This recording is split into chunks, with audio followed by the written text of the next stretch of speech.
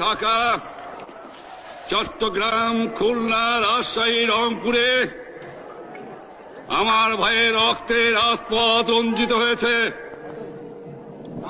আজ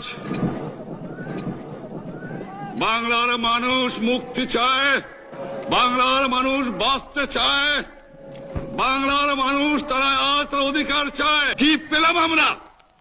আমার পয়সা দিয়ে অস্ত্র কিনেছি বহিঃশত্রু আক্রমণ থেকে দেশকে রক্ষা করার জন্য।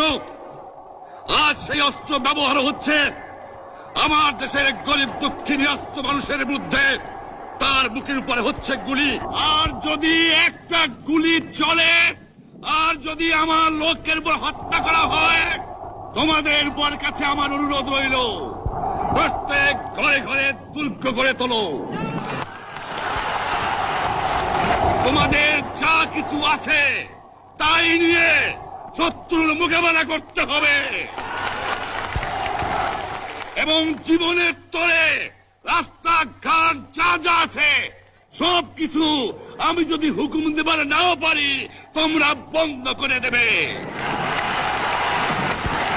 তোমরা আমার ভাই, তোমরা বাড়াকে থাকো, কেউ তোমাদের কিছু বলবে না, কিন্তু আর আমার বুকের পর গুলি চালাবার চেষ্টা করো না, ভালো হবে না।